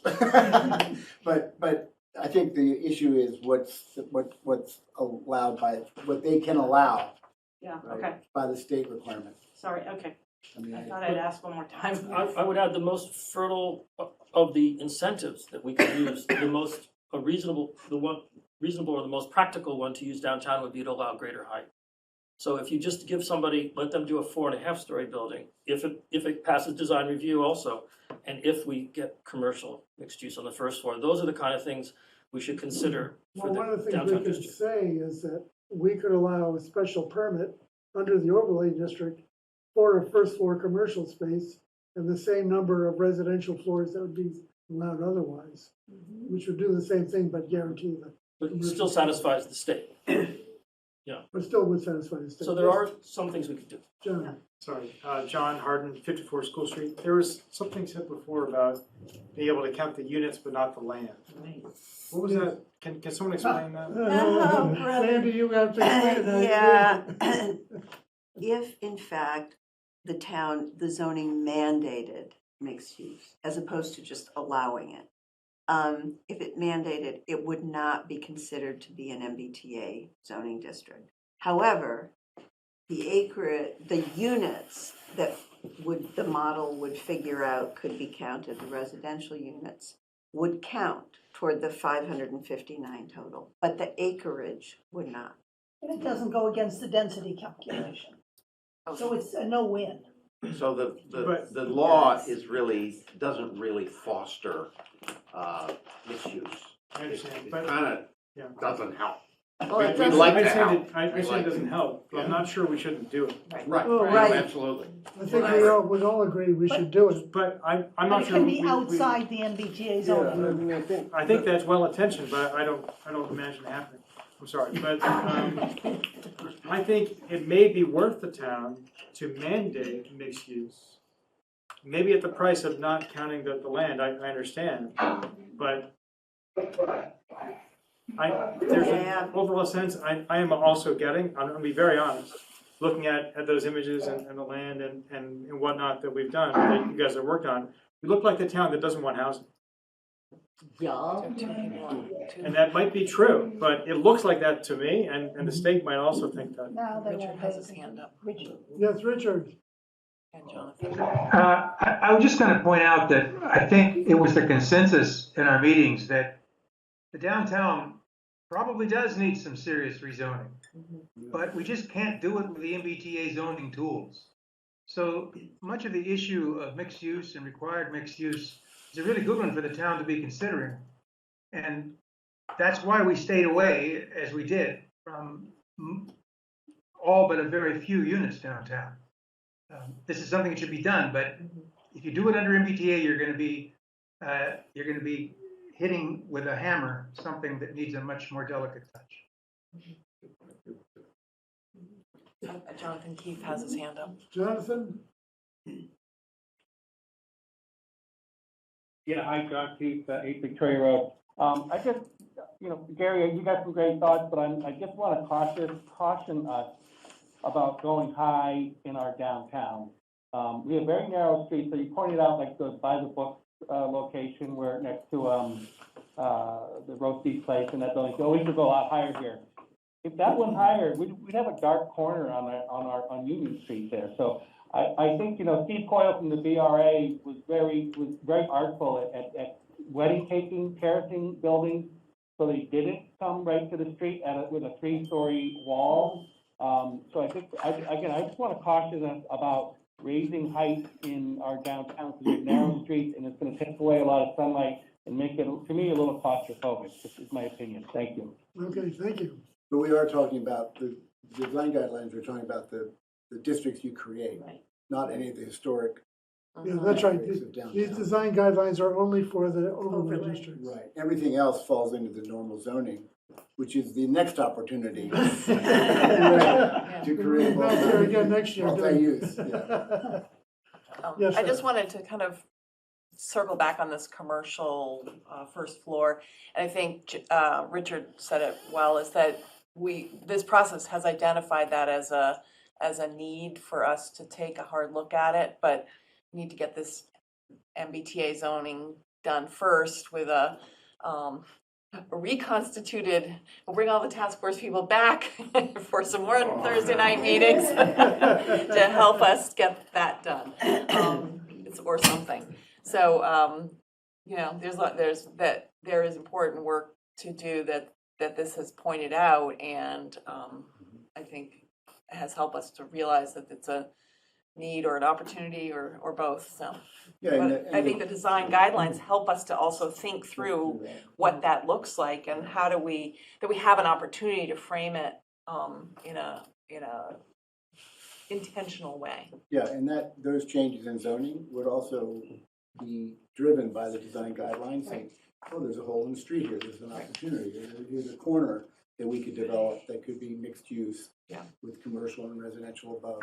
Because there's a few of those opportunities around town that have to be rezoned to make them happen. Richard may still have his hand up. Richard, do you have another point? Okay. No, I'm just having a hard time lowering my hand. No, nothing's changed, Richard. Really? He's on vacation, but still. There's some question about the order of the overlay defining the overlay districts and the densities and putting forward design guidelines. And I think the town would be a lot more comfortable if the design guidelines, even if they weren't completely approved, were publicized so that people can imagine that the new developments would not look like. Right, so they go hand in hand. Yeah, you not only go hand in hand, but the design guidelines maybe go a little bit first. Well, we can put the draft post it on the website and people can look at it. That's a good But they need to go through the planning board and get a tacit approval, Sure, an intentional.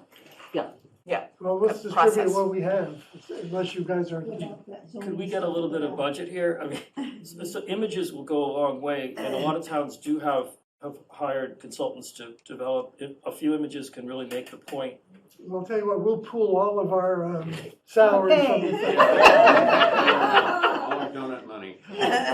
Well, it's an important enough thing, and there are funds in the town. And when is this supposed to be done? We don't even know. Yesterday.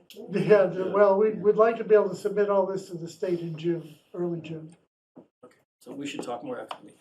I have a question. Have you guys looked at, so I know you can do in 4.5 story buildings, elevated buildings, you can do 105 units, which would be 15 per acre on that site. But have you looked at doing whether you can fit 105 units with other design concepts? We've done 150 and 125 units there with two different approaches. Okay. And Alright. we have to work out the parking some more. Mm-hmm. We wish we had, I'll say, but we wish we had that one more parcel, that other storage building there would let the place breathe a bit, and because it. Parking is takes up a lot of space. Yes. And so the more units you have, the more land you're building on parking, so it's, I think we'll come up with 3 or 4 options. At least give you an idea. I have 2 more up my sleeve. Well, hopefully in the next meeting or two, we'll be able to kind of hammer out some of the densities so that you'll have a much narrower window. It won't be a 50-unit window, it'll be, let's say, 10. Hopefully. Yes, Laura. Could we go back to the map, if you wouldn't mind sharing that? And while you're doing that, so if the design guidelines team is studying the LCD, and they're saying we need a little more breathing room to model the ideal neighborhood, it would be nice to look at what that parcel is and have them study it from that point, not just trying to solve for the math, but trying to solve for the neighborhood. I'd love to see that. Then we have to decide whether we have to increase the size of the contiguous area downtown. So that's my other question about the downtown is, can we go back to the way out map, not the LCD? So we're talking about the downtown, like we're trying to limit anything, we're trying to put the housing in the LCD because we have to, but in the downtown, we want to keep it small and granular. I get that, but it does feel like we're not going to actually achieve housing down there except for maybe onesies, twosies. Did we, in thinking about the Stanley's parcel and whether in a different world, you might want to zone that for mixed use and require commercial because it is right in the center. Did you look at the parcels around the Cape Ann Savings Bank? Did you look at, could the design team look at some of the 2-acre parcel? So we looked and at say, all what this- does a low density neighborhood scale development look like on that? So we would have some choice about not trying to squeeze it all right into the downtown and actually build housing. Leanne answer that question. If we have lower density in the LCD, we have to have higher density in the downtown. Right, so could you look at a different parcel that you haven't looked at yet? Where, downtown? Not, well, within the half-mile radius. So you're saying you're staying away from the 2-acre parcels. I don't have a parcel in mind. I'm just saying, is there another way that you can look at this to The solve for problem that? is to get the total acreage, you need that almost 7 acres additional. In the LCD? Total. Somewhere. Yeah, somewhere. So, and then you also need half of it to be contiguous. Right. So it's a very careful It's the juggling of contiguous piece, numbers, that if you start increasing the size in the LCD, now you may have to increase the size downtown of that contiguous area. Downtown. And the more acreage you have, then the more total units you need. So like the Cape Ann Savings Bank where there's a gap and the missing tooth and all that, you can't use that parcel because that's not contiguous? It butts Is that up the- against municipal land, which And is that's excluded. right. That came in. So it's not. And more historic, It so- doesn't give you size. Right, for the originally, minimum we lot looked at size. Harbors Point and that Cape Ann Savings. Right, And that's we right. looked at bringing it back behind Town Hall. Right, because that seems like And an it opportunity just to didn't actually work. mend the street fabric.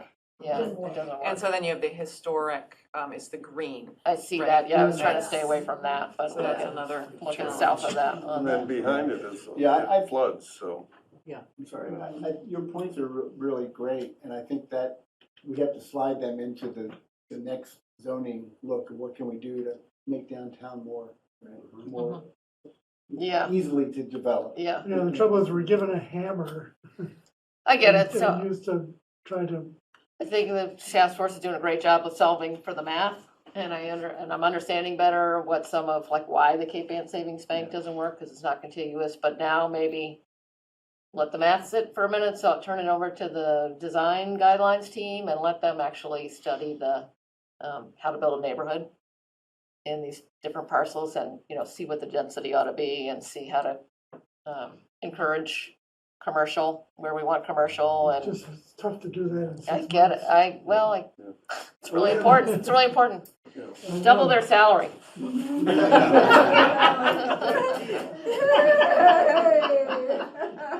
If you give us a number, it would, I mean, to do studies in the LCD, we really, if you could give us a number of what you need, Yeah, well, I that think, would help tremendously. I think hopefully we'll be able to start narrowing that down by our, during our next meeting. So, Could I just give a plug for urban design? There are a lot of, on a phase 2 effort by the town, there are some ills in downtown we could cure. There are mechanisms to do it, tax grants, matching grants. There's things that towns have been able to do to sort of fill in those voids of the downtown and make the streetscapes much more pleasant and more enclosed, or whatever our goal is. There's stuff we could do once this is all finished. Okay, any more questions from anybody? Sarah Pierce still has her hand up. Oh, Sarah. Hi, yes, thank you so much. I just want to say honestly, being a lifelong resident of Manchester by the Sea, it is super disheartening to hear that we would even consider putting 4.5-story buildings in the downtown. So I want to just confirm, is that something that Gary Gilbert is honestly considering?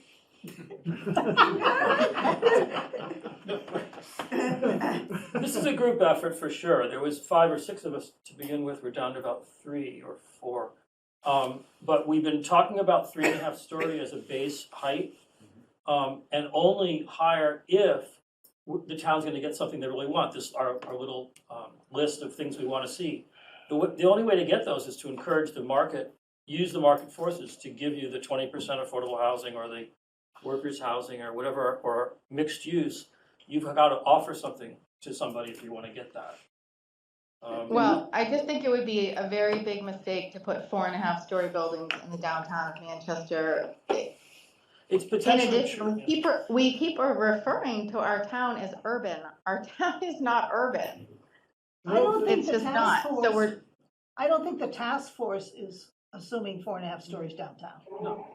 And we don't think okay. we're Well, assuming that's it's urban. kind of reassuring because we've been going with this theory that we're not building Rantoul Street, but 4.5-story buildings, that is Rantoul Street. No, Rantoul Street's 6 and 7 stories. Just for the Well, record. in some, yeah, but I would love to see if Gary, if you have a design you could do of like even 3.5 stories, do a model of that. It's going to create, I agree with a lot of shadowing, possibly, it's a whole different concept. You're changing the whole town. Right, I don't want to get into a back and forth here. I think you made your point, sir, and we'll take it into consideration. Thanks so much, Chris. Yeah. Richard has his hand up. Okay. Richard, do you have one more thing you want to say? I just want to point out, maybe to add on to that the height is going to be a zoning issue. It's not a design review issue. It's going to be part of the zoning rules. Am I not right about that? Okay, thank you for that. Are we done here? Move we adjourn. We've got minutes too. Any other? Nothing to God. Wishful thinking. What other agenda items? Actually, Approve minute, meeting? Approve minutes. okay, Gail we have did her minutes to minutes. approve. I know. Gail, what minutes do the task force have? I think the planning board does not have minutes, so I think the planning board can take a motion to adjourn. All in favor? Oh, goodbye. There is a meeting next Thursday. Okay. On the 18th. And that will have a 6 p.m. planning board meeting to review the articles for town meeting that have the procurement of land. That doesn't give us the 7 days that we need to provide for the town before town meeting. Greg, is that going to be sufficient?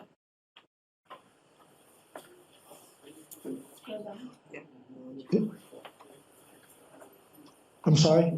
The question is, if we act on the articles on the warrant on Thursday, is that going to be sufficient time? I would encourage you to go ahead and do that. And Yeah. if there's not an objection, it'll be fine. I'm just saying our bylaw says it has to be 7 days, so. I'm fully aware of that, and you were scheduled to do that last week, and because of the untimely death of of a board member, we have some unusual circumstances. So given those unusual circumstances, I am pretty confident that the electorate would be okay with that. Thank you. Yeah, and I understand, but we were supposed to do it tonight as well, so we always creep time and it's not good. Thank you. Sarah, are you saying 6 o'clock for the planning 6 board? o'clock and with the 6:30 planning for board, the yeah, group? we may try to get to your rooms, so we can have the discussion. Okay, Is that okay with everybody? all right, and you have Okay. further business, we can sneak out. Okay. So, do we have a motion to approve the minutes for the task force? So moved. Second. In favor? Aye. Abstain. One abstention. I'll abstain. Well, Michael and Ann abstain. Okay, Done. all right, Gar, you're on. I move we adjourn. You have a second? Second. Second. All in favor? Aye. Thank you, everyone. Thank you, everybody.